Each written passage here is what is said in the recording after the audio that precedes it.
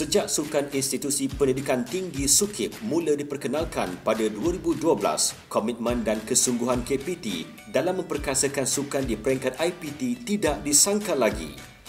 Ternyata usaha ini akan terus disemarakkan lagi pada musim 2016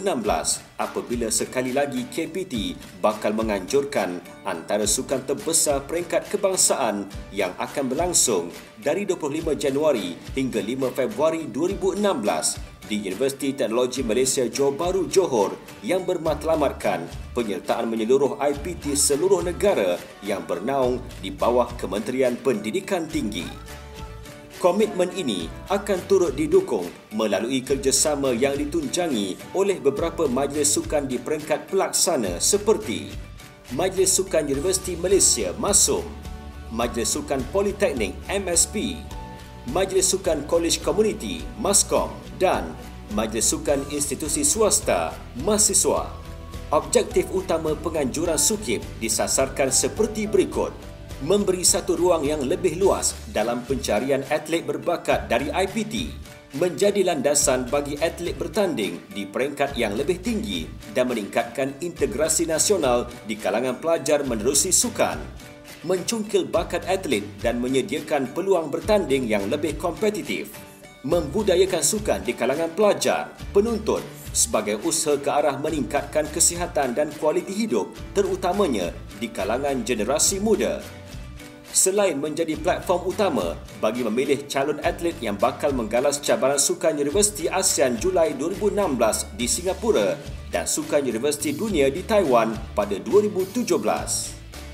SUKIP 2016 bakal melibatkan penyertaan lebih 117 kontingen IPT seluruh negara dengan anggaran penyertaan menjangkaui 10,000 atlet dan pegawai akan mempertandingkan acara sukan berikut: badminton, bola jaring, bola tampar pantai, catur, hoki, judo, karate do, lawn ball, lawan pedang, memanah, olahraga, pencak silat, petong, rugby 7, renang,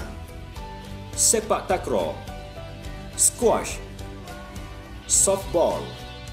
taekwondo, tenis,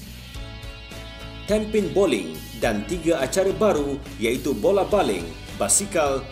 dan pingpong. Dengan mempertaruhkan sejumlah 251 pingat emas, saingan ini bakal disemarakkan lagi dengan beberapa elemen pembaharuan iaitu dengan mempertandingkan beberapa acara bagi atlet kelainan upaya serta penyertaan beberapa pasukan IPT dari negara ASEAN seperti Thailand dan Singapura yang dilihat akan meningkatkan lagi prestij SUKIP bagi menjadikan persaingan lebih menarik dan mencabar. Pastinya, penganjuran SUKIP 2016 dan yang seterusnya akan menjadi platform baru yang bakal membuka peluang dan ruang kepada semua pihak khususnya Persatuan Sukan Tempatan dan agensi berkaitan untuk melihat dan menggilak butiran permata baru sukan negara di kalangan mahasiswa untuk kelangsungan dan kecemerlangan sukan di persada antarabangsa. Kepada para atlet dan kontingen serta seluruh warga IPT, ayuhlah bersama kita menyahut cabaran dan komitmen untuk menjayakan misi ini. Semarakkan persaingan yang sihat serta jadikan SUKIP 2016 sebagai mercu kejayaan.